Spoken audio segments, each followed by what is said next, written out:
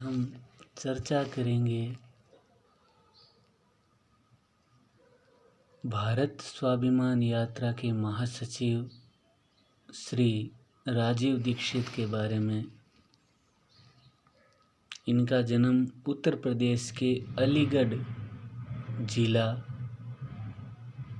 में अतरौली तहसील के नाहा गांव में इनका जन्म हुआ।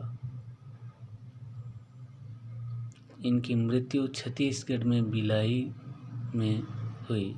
आज इनकी पुण्यतिथि है 30 नवंबर।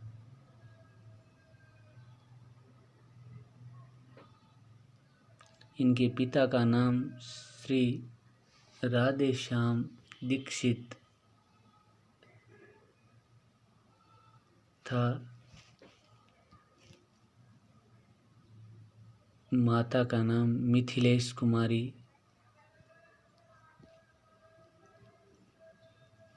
इनकी प्रारंभिक शिक्षा फिरोजाबाद के एक स्कूल से हुई। माध्यमिक तक की शिक्षा उसके बाद में इन्होंने जेके इंस्टीट्यूट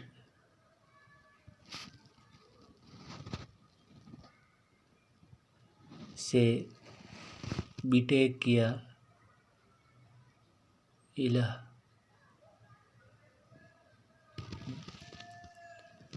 और फिर कानपुर से भारतीय प्रौद्योगिकी संस्थान कानपुर से एमटेक किया।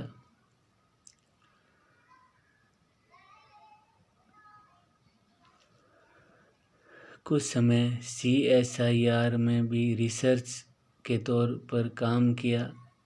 इन्होंने कलाम साहब के साथ एक प्रोजेक्ट में काम भी किया।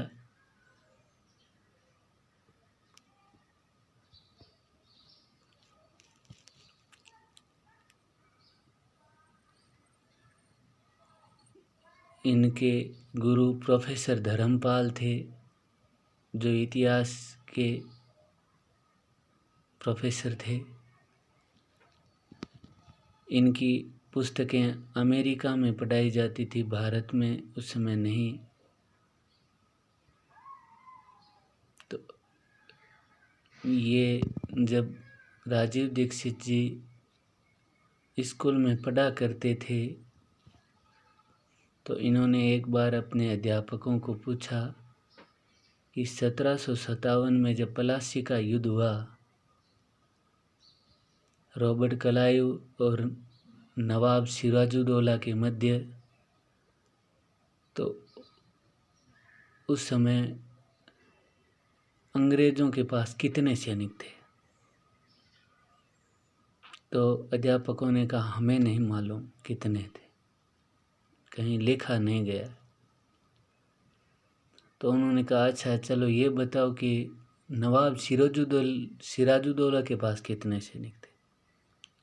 उन्होंने कहा ये भी नहीं पता। तो राजीव दीक्षित की इन प्रश्नों में गहरी रुचि हुई और उन्होंने प्रोफेसर धर्मपाल को पूछा कि इन प्रश्नों के उत्तर कहाँ खोजे जाएं। तो उन्होंने कहा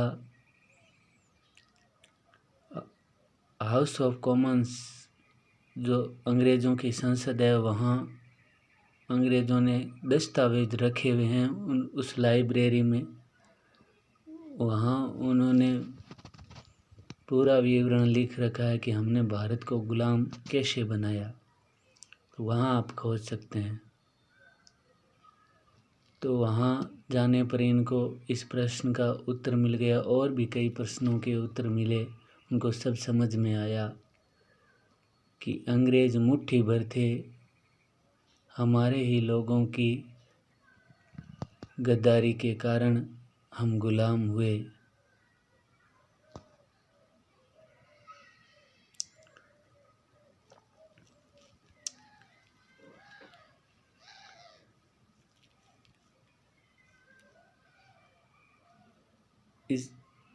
इस पर उन्होंने ये भी चर्चा की कि 1947 को भारत को पूर्णतः आज़ादी नहीं मिली, केवल सत्ता का हस्तांतरण हुआ।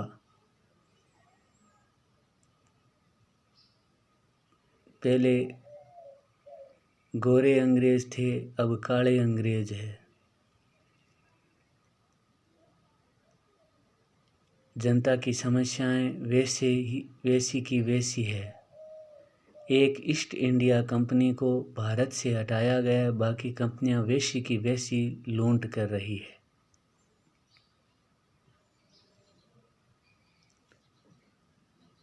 इन्होंने अपने जीवन काल में विदेशी कंपनियों के छक्के छुड़ा दिए। पेप्सी, कोका कोला को देश छोड़ने पर उस समय मजबूर होना पड़ा।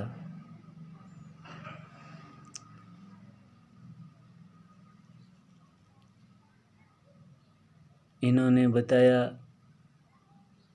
कि समस्त व्यवस्था कुछ नहीं बदली देश में, सारे तंत्र अंग्रेजों के ही हैं, सारे कानून अंग्रेजों के ही चल रहे हैं।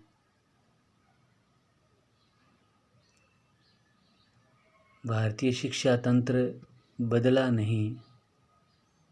मैकाले का शिक्षा तंत्र है। मैकाले ने कहा इस पद्धति से जो भी पढ़कर तैयार होगा वो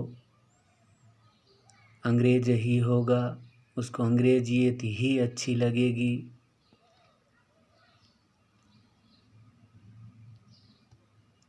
भारतीयता नहीं।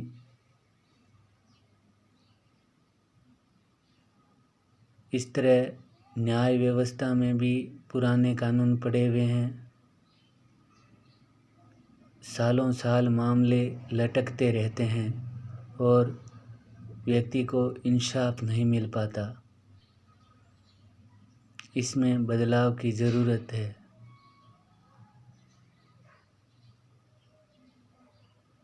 इसके अलावा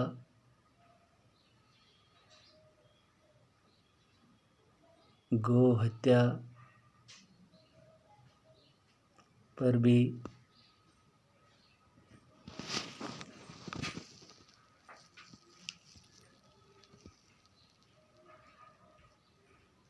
उन्होंने बात की।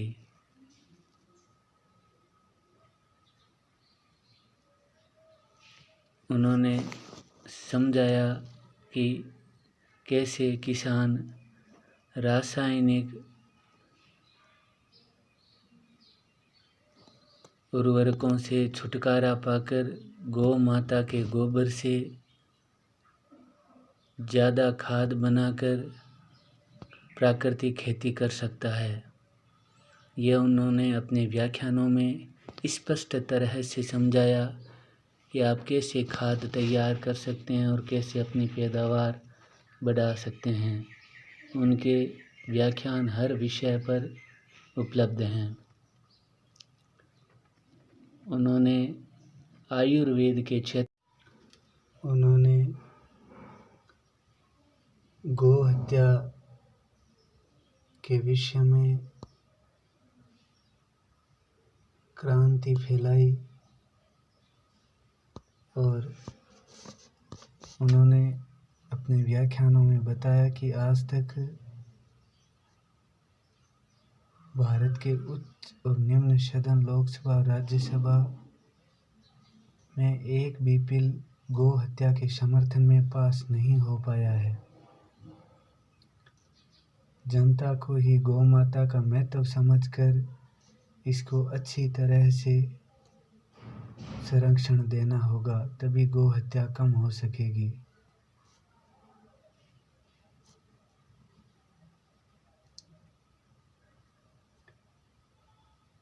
इन्होंने खुद गौ माता के केस की पैरवी की।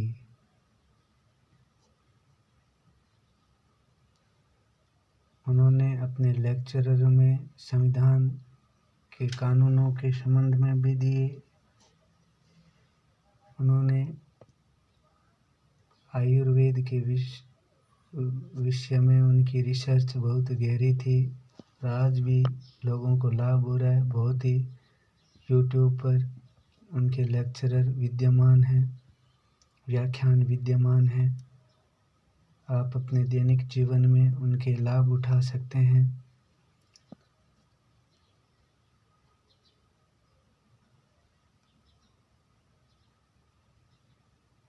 ये इन्होंने खुद महर्षि चरक के शिष्य वाग्भट जी का अष्टांग हृदय पढ़ा और खुद भी चिकित्सा करने लग गए और हजारों हजार लोगों का इन्होंने इलाज किया।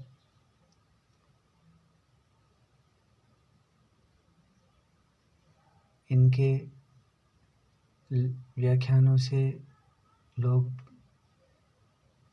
प्रभावित होने लगे और सैकड़ों हजारों कार्यकर्ताओं की फौज तैयार हो गई। इन्होंने कहा कि हम व्यवस्था बदलेंगे।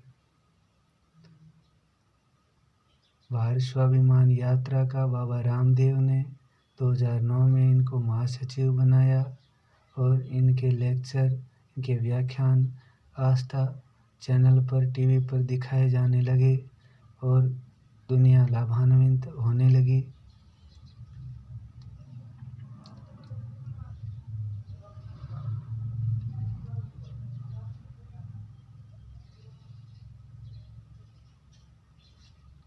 लेकिन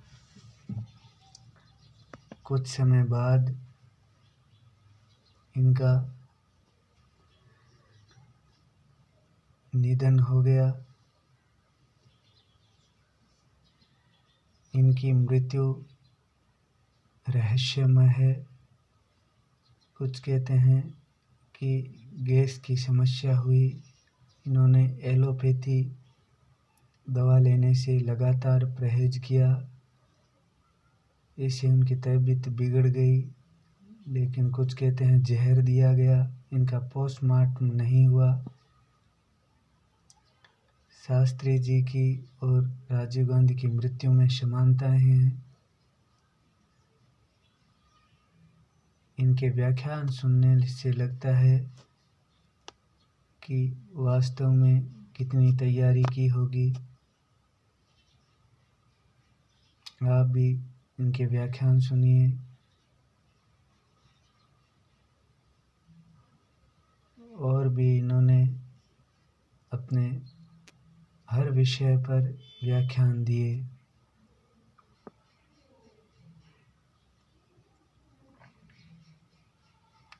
राजीव दीक्षित के बारे में और भी जानिए। धन्यवाद।